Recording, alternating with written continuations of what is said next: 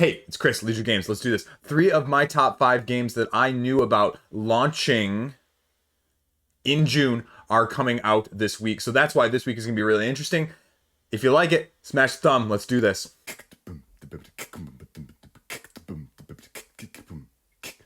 Look, here we go. This is number 1 for me of this coming week. This is number 2 overall for me of the month. And it has to be because now I'm diving a slight bit on the heavier side of things with the last couple games I've played.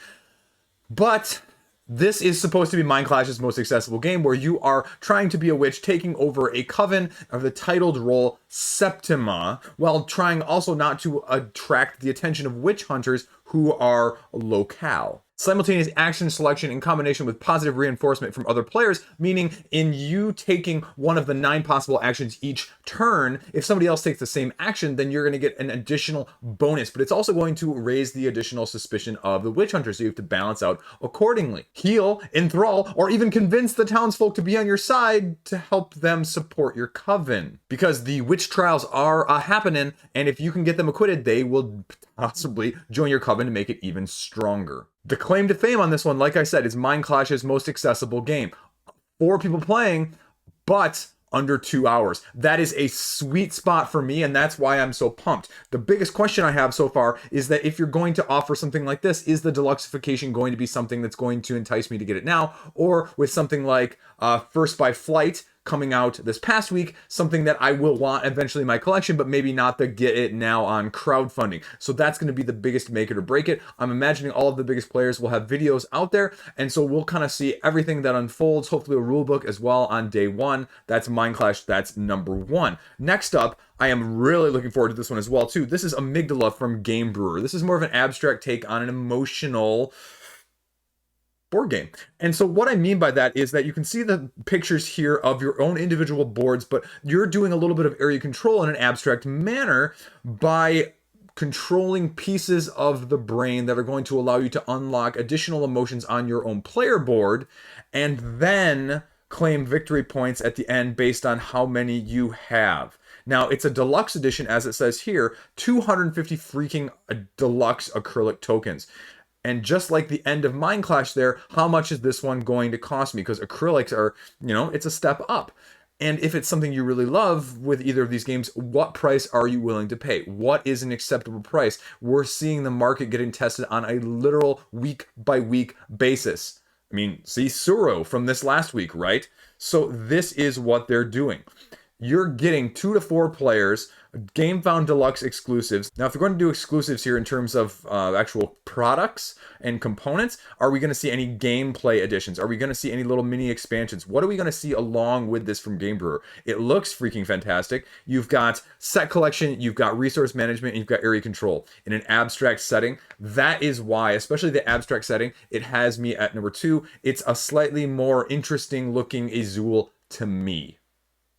But we're going to have to wait and see when it launches on the 13th what it finally entails. Also launching on the 16th, head-to-head with Septima, Eagle-Gryphon Games, Lacerda's latest bot factory. From the realm of Kanban, this is featuring the same type of mechanisms that you're used to if you're familiar with that heavy Euro worker placement style game. So if you're counting, I guess it's the Euro style game week, essentially. Where is the money going to go? Now, this is utilizing a different but similar setting.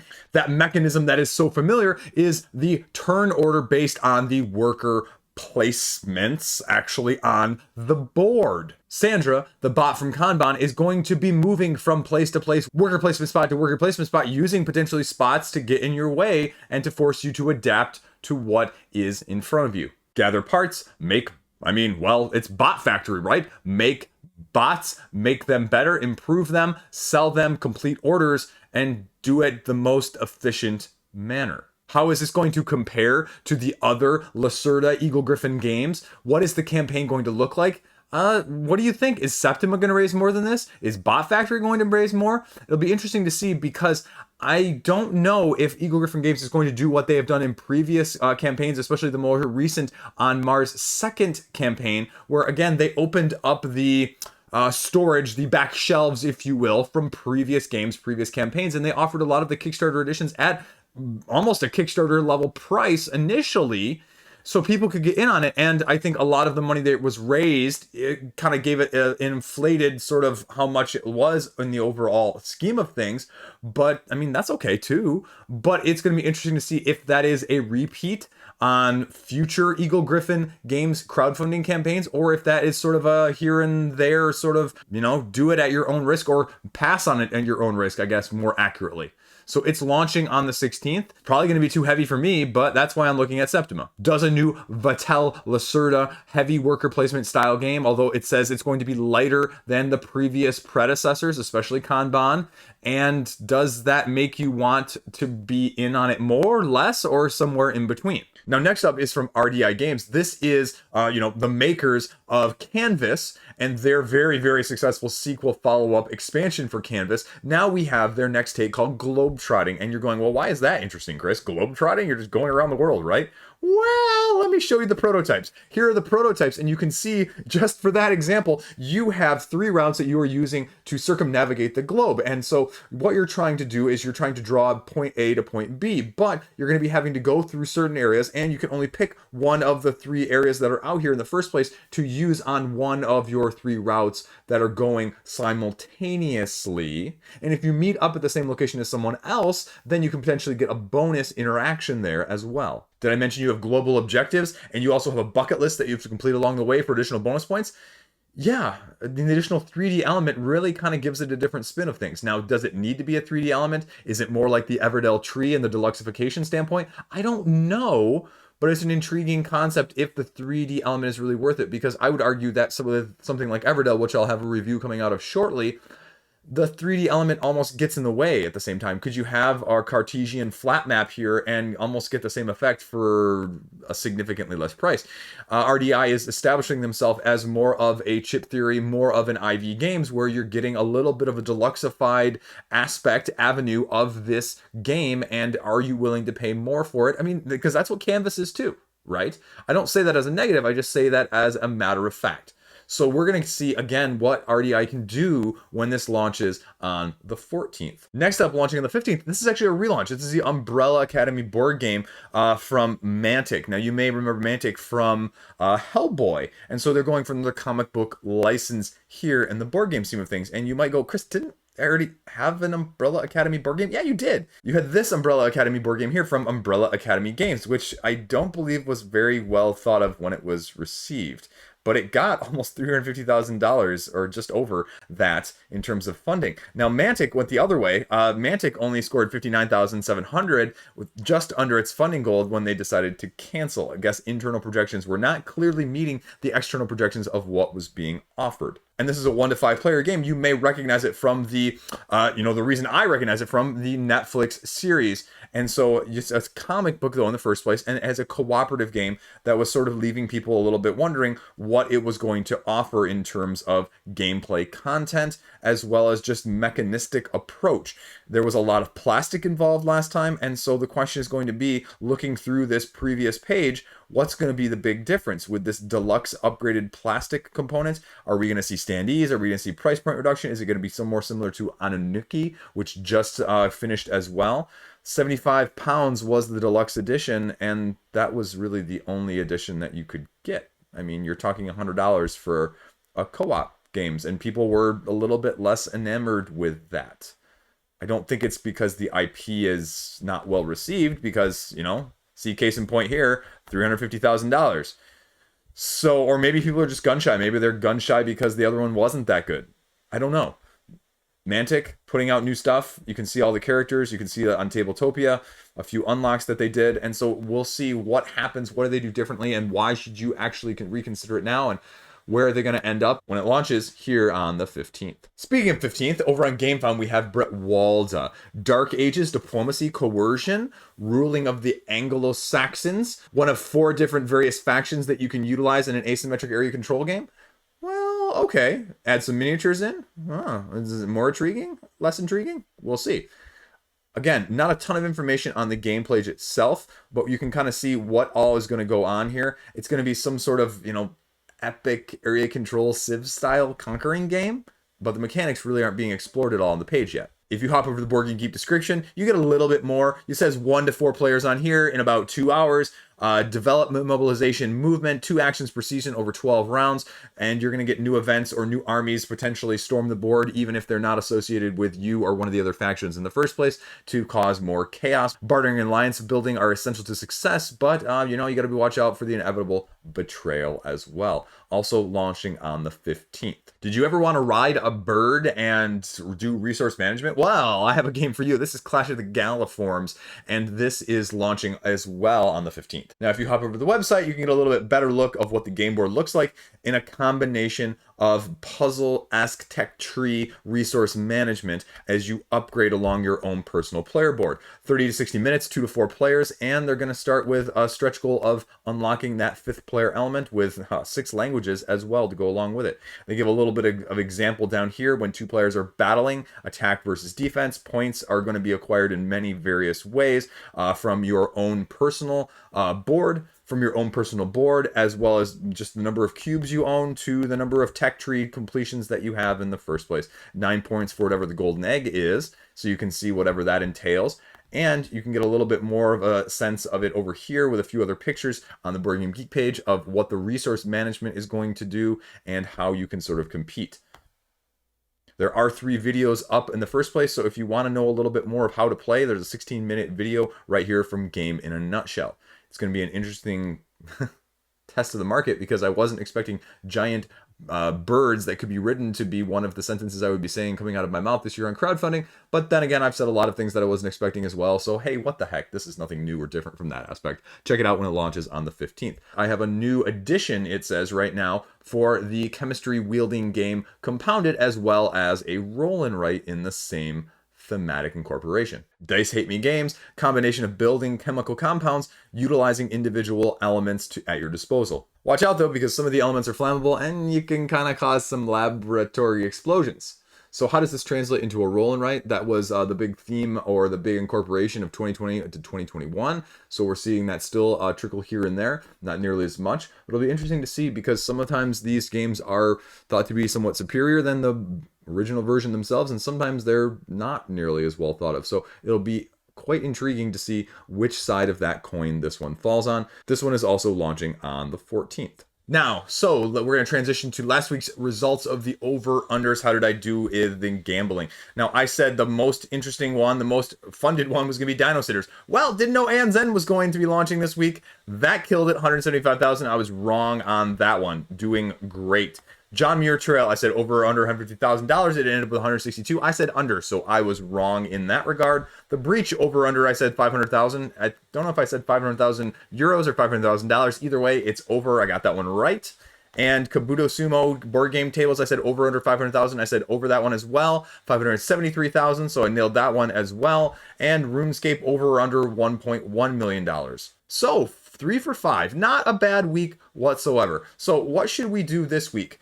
Let's say, Septima. How much do you think Septima is going to raise in the first week? Let's say with Septima, over or under Mind Clash. So let's say $500,000 in the first week. I think that's very reasonable.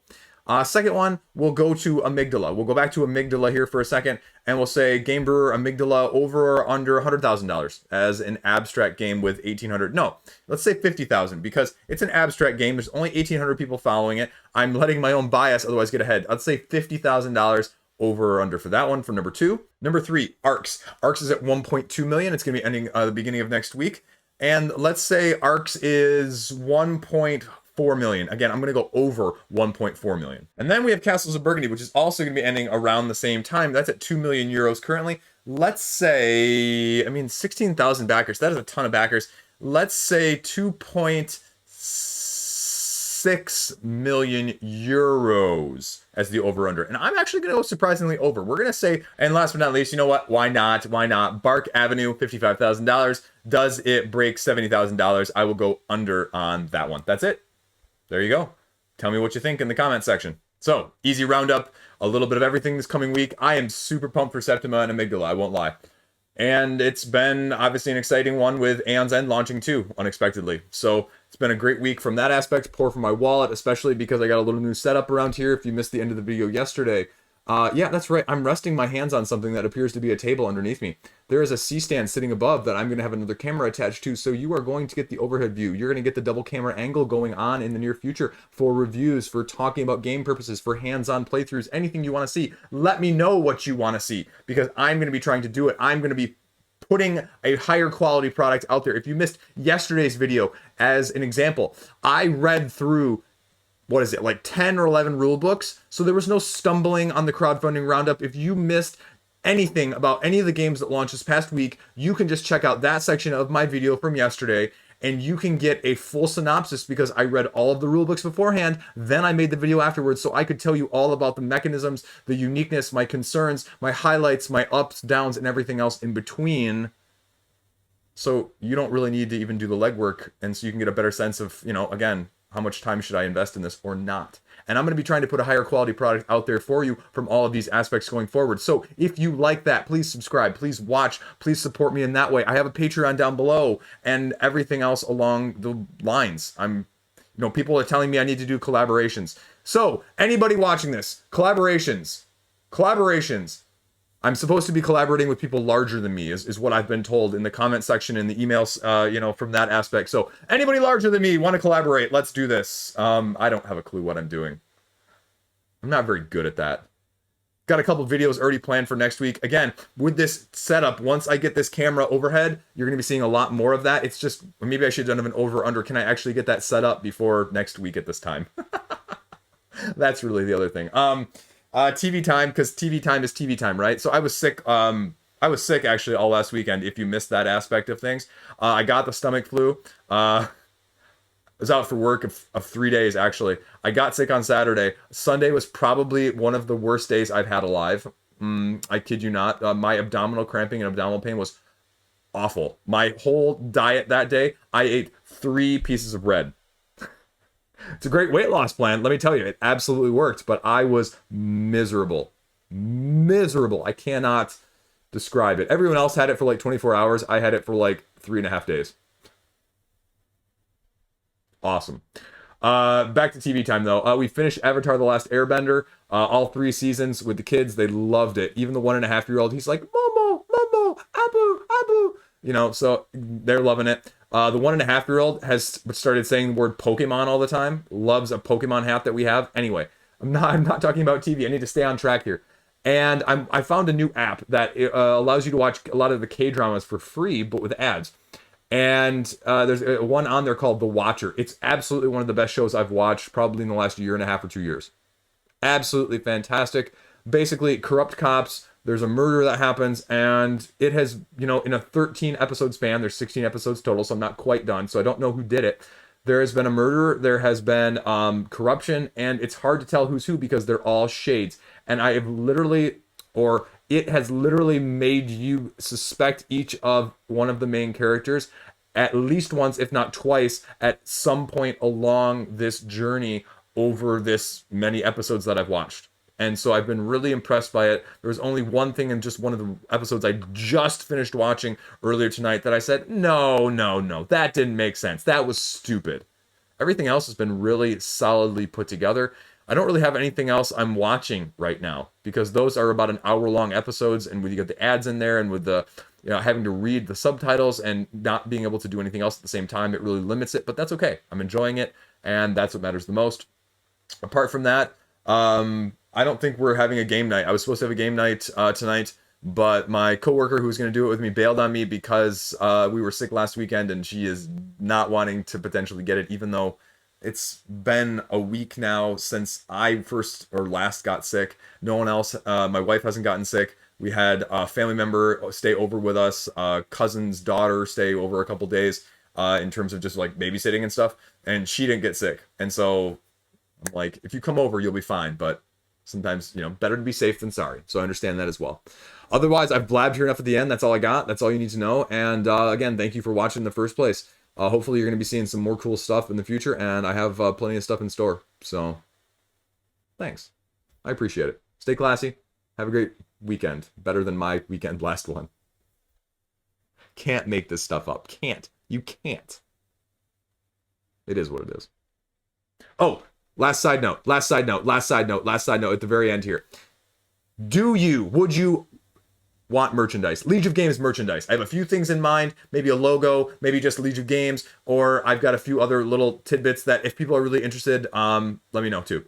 So again, let me know with your comments down below how you feel about that if you made it to the end of this video. Otherwise, I'll include it in another video upcoming soon. There you go.